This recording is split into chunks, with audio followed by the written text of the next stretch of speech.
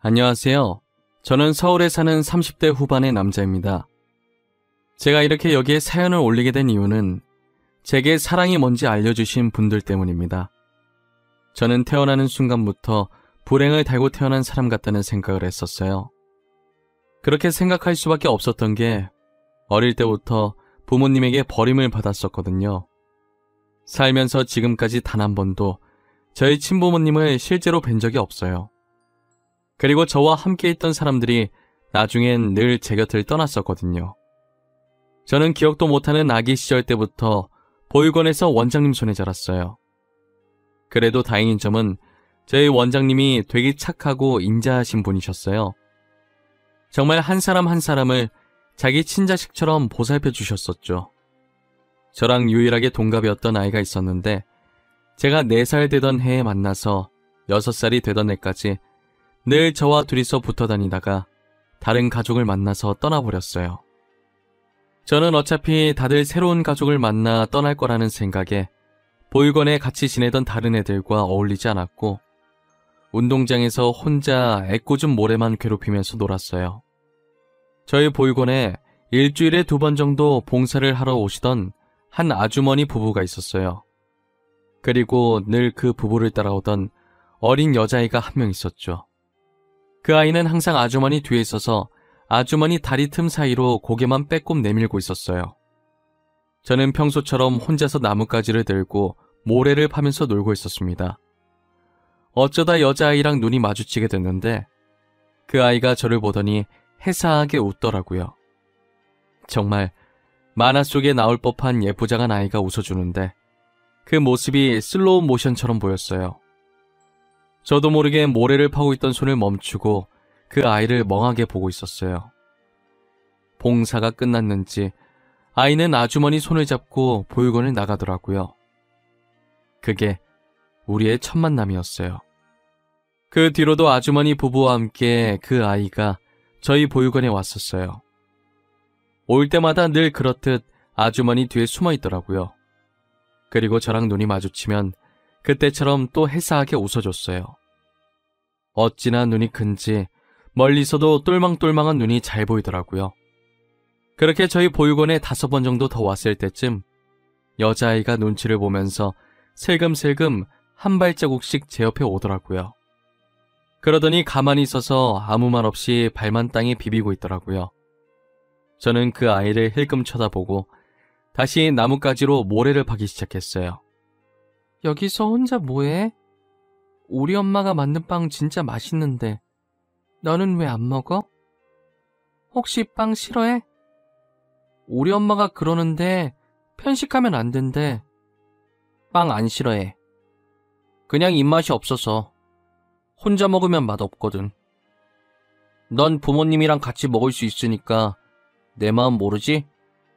아, 여기는 그런 곳이었지. 참. 내가 실수했다면 미안해. 근데 너는 왜 올 때마다 맨날 여기서 혼자 이렇게 있는 거야? 애들이랑 공놀이 안 해? 친구가 없어서. 그리고 나 뛰어다니는 거 싫어해. 옷도 더러워지고 땀도 흐르잖아. 너도 친구 없어? 나도 친구 없는데. 너 나랑 친구 할래? 우리 친구하자. 내가 맨날 놀러 올게. 너는 왜 친구가 없는데? 너 혹시 왕따야? 유치원에서 친구들이 너 괴롭혀? 아니, 나 여기가 좀 많이 아파서 유치원에 못 갔어. 그래서 친구 없어. 그러니까 너가 나랑 친구해줘야 돼. 내 이름은 진유정이야. 여자아이는 자신의 가슴 쪽을 손가락으로 가리키면서 말을 하더라고요. 알고 보니 여자아이는 태어날 때부터 심장이 조금 안 좋았었어요. 그래서 남들이 다 가는 유치원에도 못 가고 매번 이렇게 아주머니를 따라다닌 것이죠. 저는 그날 이후로 그 여자아이와 친구가 되었습니다. 아주머니도 올 때마다 딸과 놀아줘서 고맙다면서 저를 많이 챙겨주셨어요. 그 여자아이는 보육원에 오면 양손에 빵을 쥐고 바지주머니 양쪽엔 조그만 우유를 넣어서 해맑게 웃으면서 제게 달려와서 빵과 우유를 나눠주고 옆에서 같이 먹었어요. 그리곤 지금은 빵 맛이 어떠냐고, 맛있냐고 물어봐 주었죠. 아마도 혼자 먹으면 맛없다는 제 말을 계속 신경 쓰고 있었나 봐요. 제가 맛있다고 이제 안 물어봐도 된다고 해도 꼭 한 번씩 저렇게 물어봐 줬어요. 그렇게 1년이 흘러서 그 아이와 저는 초등학교에 들어갈 나이가 되었고, 아주머니가 학교에 부탁을 해서 저와 그 아이는 같은 반이 되었습니다. 선생님들은 그 뒤로 따로 부탁을 하지 않았는데도 매년 저와 그 아이를 같은 반으로 붙여주셨어요. 덕분에 저희 둘은 초등학생 내내 떨어져 있었던 적이 없었어요. 그리고 중학생이 되던 해에 그 여자아이가 어디론가 사라진 거예요. 동네 사람들 말을 들어보면 심장이 갑자기 안 좋아져서 급하게 수술을 하러 서울에 있는 대학병원에 갔다고 하더라고요. 수술만 받고 다시 돌아올 줄 알았는데 아예 이사를 간 것 같았어요. 그래서 저는 그 뒤로 그 아이의 소식을 들을 수가 없었죠. 그 아이가 사라진 뒤로 저는 중학생 시절 내내 고아라는 이유로 늘 혼자였어요. 제가 고등학생이 되었을 때 사춘기가 왔고 반항심이라고 해야 할지 이상한 오기가 생겨서 그 아이를 찾아보려고 무작정 서울까지 올라갔어요. 일단 학교는 서울에서 다니기로 했지만 앞으로가 막막하더라고요. 무턱대고 온 것도 있고 애초에 제가 가진 게 하나도 없었거든요. 저는 먹고 자는 것을 해결하기 위해 학생이라는 걸 숨기고 알바를 했어요. 당일 지급해주는 알바를 하면서 찜질방 생활을 시작했었죠. 바쁘게 살다 보니 그 아이를 찾을 시간 없더라고요. 만약에 제가 돈이 있었더라도 그 아이에 대해 아는 거라곤 이름뿐이라 찾기가 힘들었죠. 얼굴이 어떻게 바뀌었는지도 몰라서 정말 눈앞이 깜깜했어요. 그래도 불행 중 다행인 게 그 아이의 이름이 특이해서 쉽게 찾을 수 있을 것 같다는 생각도 했어요. 학교를 다니기 시작하자 바뀐 분위기에 정말 적응이 안 되더라고요. 제가 말하긴 민망하지만 중학생 때까진 얼굴에 여드름이 덕지덕지 났었는데 고등학교 들어가면서 여드름도 들어가고 알바하면서 살도 빠져서 얼굴이 점점 잘생겨지더라고요. 잘생겨져서 그런지 그렇게 노력해도 안 생기던 친구들이 아무것도 안 해도 알아서 생기더라고요. 하지만 저는 이미 혼자 지내는 생활이 익숙해져서 오히려 좋다고 들러붙는 친구들이 불편했어요. 그리고 제가 평일 주말 가리지 않고 알바를 하다 보니 잠을 잘 시간이 적었었죠. 그러면 안 됐지만 피곤함에 학교 수업 시간에는 늘 잠만 자게 됐죠. 저는 평소처럼 베개 삼아 책을 쌓아놓고 자고 있었어요. 수업 종료 종이 울리자마자 교실 앞문이 열리더니 담임 선생님이 들어오셨어요. 그 뒤로 한 여학생이 담임 선생님을 뒤따라 들어오더라고요. 저희 반이 다른 반에 비해 여학생 수가 상당히 적었거든요. 그래서인지 담임 선생님이 여학생이 전학 왔다고 하자 남자애들이 난리가 났더라고요. 저는 여자든 남자든 관심이 없어서 아랑곳하지 않고 계속 자고 있었어요. 그랬더니 선생님이 제 이름을 부르면서 일어나라고 하셔서 인상을 찌푸리면서 일어났죠. 일어나서 앞을 봤는데 전학생이 저를 빤히 쳐다보더라고요. 그리고 그 전학생이 자기소개를 하는데 저는 놀랄 수밖에 없었어요. 제가 찾고 있던 그 아이랑 이름이 똑같더라고요. 안녕? 나는 진유정이고 땡땡여고 다니다가 여기로 전학 왔어. 아직은 많이 어색하겠지만 앞으로 사이좋게 지내보자. 잘 부탁해. 와, 이쁘다. 이름도 이쁘다. 친하게 지내자. 내 옆에 앉을래? 겁먹겠다. 질문은 천천히 하나씩만 이놈들아. 그리고 류정이는 남는 자리가... 정훈이 옆자리 비었네. 저기 가서 앉으면 되겠다. 빈자리가 제 옆자리밖에 없어서 그 아이는 제 옆에 앉았어요. 교탁에서 제 옆으로 올 때까지 그 아이의 얼굴을 빤히 쳐다봤어요. 아무리 봐도 옛날 얼굴이 전혀 보이지 않았어요. 그 아이는 제 시선이 민망했는지 가방을 책상 옆에 걸면서 민망하게 웃더라고요. 뭐야? 혹시 너 나한테 반했어? 아까부터 왜 계속 내 얼굴을 쳐다봐? 아님 내 얼굴에 뭐 묻었나? 너 혹시 나 알지 않아? 나 너 어디서 본 것 같은데? 아니야? 너 땡땡 초등학교 몰라? 한 번만 물어봐. 알아. 너 안다고. 너를 어떻게 잊어? 우리가 같이 보낸 세월이 얼만데.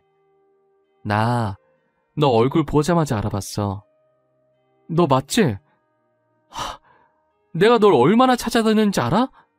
너 진짜 보고 싶었단 말이야. 지금도 너 찾으러 서울까지 왔어. 그동안 어디서 뭐 했어? 그땐 말없이 가서 미안해. 나도 갑자기 상태가 안 좋아져서 너한테 말하고 갈 정신이 아니었어. 우리 부모님도 맨날 너 얘기했어. 너한테 얘기하고 갈 걸 그랬다고. 그래도 이렇게 다시 만나서 다행이다 진짜. 어떻게 여기서 딱 만나지? 내가 진짜 서울 올라오길 잘한 것 같아. 아주머니랑 아저씨는 잘 계시지? 저희는 수업 시작 종이 울려서 간단하게 안부 인사만 하고 수업을 들었어요. 다시 예전처럼 둘이서 붙어 다니니 정말 어릴 때로 돌아간 기분이더라고요. 그리고 제가 찜질방에서 지내는 걸 알고 선뜻 자기 집으로 오라고 하더라고요. 저는 신세 지는 게 싫어서 괜찮다고 그냥 놀러만 간다고 했어요. 정말 오랜만에 아주머니와 아저씨 볼 생각에 신나 있었죠. 아주머니와 아저씨는 저를 보더니 양팔 벌려 반겨주시더라고요. 제가 잠시 화장실을 간 사이에 그 아이가 아주머니와 아저씨께 제 사정을 얘기한 것 같더라고요. 아주머니는 방 남는 거 있다고 거기서 생활하라고 하시더라고요. 저는 한사코 괜찮다고 했지만 아저씨까지 합세해서 당장 오늘부터 여기서 지내라고 하는 바람에 결국 두 손 두 발 다 들고 같이 살게 되었어요. 저희는 늘 붙어 다녔고 아주머니와 아저씨는 장난으로 저를 사위라고 불렀어요. 그 아이도 부모님께서 저를 사위라고 부르는 것에 별말 안 하더라고요. 그래서 그냥 넉살 좋게 웃으면서 장모님, 장인어른 하면서 장난을 받아주곤 했어요. 아주머니와 아저씨는 저를 정말 친자식처럼 잘해주셨어요. 늘 제가 사위였으면 좋겠다고, 다른 놈들한테는 딸을 못 맡기겠다고 하셨죠. 장난으로 사위라고 불렀었는데 저희는 몇 년 후 결혼을 하게 되면서 진짜 사이가 되었어요. 원래도 같이 살았기 때문에 따로 분가를 하지 않고 아내와 방만 합쳐서 같이 살았어요. 저는 앞으로 처가 식구들과 행복할 일만 남았다고 생각했습니다. 하지만 제가 진짜 불행을 달고 태어난 것인지 결혼하고 얼마 지나지 않아 장인 어른께서 교통사고로 세상을 떠나셨어요. 당시 비서는 살았었는데 차 뒤쪽에 손상이 심해서 장인 어른만 크게 다치셨더라고요. 결국 병원으로 이송 도중에 출혈이 너무 심해서 세상을 떠나시고 말았어요. 저와 아내는 제정신이 아니었고 그나마 정신을 붙잡고 계시던 건 장모님이셨어요. 장인어른 영정사진을 들고 하염없이 울고 있는 저희에게 장모님은 정신 차리라고 말씀하셨죠. 곽서방, 이럴수록 정신 똑바로 차려야 해. 죽은 사람은 죽은 사람이고 산 사람이라도 잘 살아야 하지 않겠어? 류정아, 너도 그만 울어. 장모님, 죄송해요. 저보다 장모님이 더 슬프실 텐데 앞으로 장인어른 목까지 열심히 살게요. 장모님이랑 우리 집사람 제가 평생 모시며 살게요. 우리 영감회사 앞으로 곽서방이 운영하게 될 거야. 그러니까 마음 단단히 먹고 있어. 너가 무너지면 회사도 무너진다. 알겠지? 장모님은 저희가 다시 마음을 다잡을 수 있도록 집에 가자마자 장인어른 사진을 다 치우셨더라고요. 장인어른이 살아계셨을 때 미리 작성했던 유언장에 따라 회사는 제가 운영하고 있어요. 성인 되자마자 장인어른 회사에서 일을 했기 때문에 제가 어느 정도 일을 쳐낼 수 있었어요. 하지만 불행은 한 번에 닥친다고 장모님께서 건강검진을 받으셨는데 간암 말기라는 결과가 나왔어요. 이미 손을 쓸 수 없을 정도로 진행이 많이 된 상태라고 하더라고요. 그리고 정밀 검사를 통해 장모님은 치매 초기 진단까지 받은 상황이었어요. 저희는 수술이 안 된다고 하니 이도저도 할 수 없었어요. 아내는 회사에서 중요한 프로젝트를 하고 있었고 저도 인수인계 받은 지 얼마 되지 않아서 정신이 하나도 없었어요. 거기다 코로나 때문에 병원 방문도 잘 못했더니 장모님의 치매 진행 속도가 빨라졌더라고요. 치매 환자분들은 가족들이 자주 안 오면 버림받았다고 생각을 한다더라고요. 저는 아내 보고 걱정하지 말고 프로젝트 잘 끝내라고 하고 직접 장모님을 보살피기로 했어요. 급한 게 아니면 유선상으로 비서한테 업무를 전달해서 일 처리를 했어요.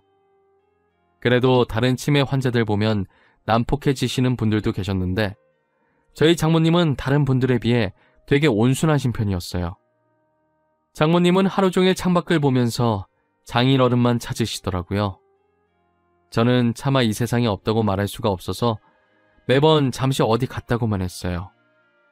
장모님의 하루 일과는 반은 장인어른 찾기, 반은 잠자는 것이었어요. 제가 장모님 간병한 지 4개월 정도 됐을 때 낮에 잠시 장모님 주무시길래 장모님 손을 잡고 있다가 저도 모르게 잠이 들었는데 누군가 머리 쓰다듬는 느낌이 들더라고요. 그래서 살짝 고개를 들어봤는데 언제 일어나셨는지 장모님이 제 머리를 쓰다듬고 계셨어요. 장모님께서는 정말 오랜만에 멀쩡한 정신으로 제게 말을 거시더라고요. 정훈아, 맨날 곽서방 우리 사이 하다가 이름 정말 오랜만에 불러보네. 나 때문에 고생이 많지? 너네 안 힘들게 하고 싶었는데 내가 치매에 걸려서 힘들게 했네. 미안해. 아니에요. 하나도 안 힘들어요. 장모님 병간호는 100번이고 더 할 수 있어요. 그러니까 너무 미안해하지 마세요. 아프고 싶어서 아픈 게 아니잖아요. 그렇게 생각해주면 너무 고맙고 너가 우리 류정이 옆에 있어줘서 얼마나 다행인지 몰라. 어릴 땐 툴툴거리면서도 류정이가 해달라는 거 다 해주고 커서는 어쩜 이렇게 다정한지. 저는 별로 한 것도 없는데요, 뭐. 장모님이랑 장인어른께서 잘해주시니까 저도 그걸 보고 배워서 흉내만 내고 있는 거죠. 저 아직 장모님이랑 장인어른 따라가려면 멀었어요. 우리 정훈이는 뭐든 잘할 거야. 일도 잘할 거고 우리 류정이한테도 잘할 거고. 나는 너 걱정은 안 해. 아직도 철딱선이 없는 우리 딸내미가 걱정이지. 류정이가 얼마나 어른스러운데요. 걱정 안 하셔도 돼요. 지금도 중요한 프로젝트 류정이가 맡고 있잖아요. 저는 정말 간만에 장모님과 이런저런 수다를 떨었어요. 그리고 저는 장모님을 보내드릴 시간이 얼마 남지 않았다는 걸 직감을 했죠. 아내 보고 퇴근하면 집에 가지 말고 병원 입구에서 대기하라고 문자 넣었어요. 아내도 제 문자를 보고 예상을 한 것인지 울면서 기다리고 있었더라고요. 역시나 그날 장모님은 잠자듯이 세상을 떠나셨고 아내는 병실로 들어와 식어가는 장모님의 손을 꽉 잡았어요. 의사는 아직 환자분 귀가 열려 있으니 마지막으로 하실 말씀이 있으면 하라고 하더라고요. 엄마, 우리는 지금도 잘하고 있고 앞으로도 잘할 거니까 우리 걱정은 하지 말고 편히 가. 엄마, 그동안 아빠만 찾았다며. 이제 아빠 만날 수 있겠다. 그치? 아빠 만나면 우리 안부 인사도 전해줘요. 제겐 친어머니와 마찬가지셨던 장모님. 그동안 저 많이 아껴주시고 이뻐해 주셔서 감사해요. 잊지 않을게요. 류정이는 제가 끝까지 책임지겠습니다. 이제 편히 가셔서 장인어른 꼭 만나세요. 저와 아내는 장모님의 마지막 말씀처럼 울음을 참고 웃으면서 장모님을 보내드렸어요. 그리고 병원에 있던 장모님 짐을 치우는데 베개 쪽에 쪽지 하나와 사진 한 장이 있더라고요. 사진을 똑바로 들어보니 저와 아내의 결혼 사진이었어요. 그리고 뒷면엔 삐뚤삐뚤한 글씨로 우리 딸과 우리 아들이라고 적혀 있더라고요. 장모님은 어릴 때 학교를 안 다니셔서 글을 제대로 쓰지 못하셨어요. 그래서 편지 속 글자가 맞춤법은 다 틀렸지만 알아볼 순 있었어요.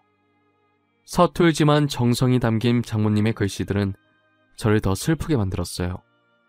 편지의 내용은 저를 단 한순간도 자신의 친아들이 아니라고 생각했던 적이 없다는 내용이었어요. 그리고 철부지 딸을 잘 부탁한다는 걱정 어린 내용도 같이 들어있었죠. 저는 편지를 쥐고 그 자리에서 몇 시간 동안 울었던 것 같아요. 장인어른과 장모님이 돌아가신 지 벌써 1년이 됐네요. 아직도 그때 생각하면 가슴이 먹먹해지고 눈물이 맺힙니다. 오늘이 장모님 기일이시라 그런지 유난히 더 많이 생각나는 것 같아요. 저와 아내는 장인어른과 장모님의 추억이 담긴 집에서 지금도 잘 살고 있습니다. 결혼한 지 몇 년이 지났지만 아직 저희에게 애가 없어요. 저희가 장인어른 장모님이 계신 납골 땅에 가면 항상 하는 말이 있어요. 꼭 우리 아이로 다시 태어나달라고. 받은 사랑 다시 베풀고 싶다는 말이에요. 오늘도 납골당에 찾아가서 그 말을 하고 왔어요. 언젠간 장인어른과 장모님이 저희에게 다시 찾아올 그날만을 기다리고 있어요. 간절히 바라다 보면 언젠간 다시 저에게 와주시겠죠? 지금까지 저희 이야기를 들어주셔서 감사합니다. 여러분들도 건강관리 잘하시고 아프지 마세요.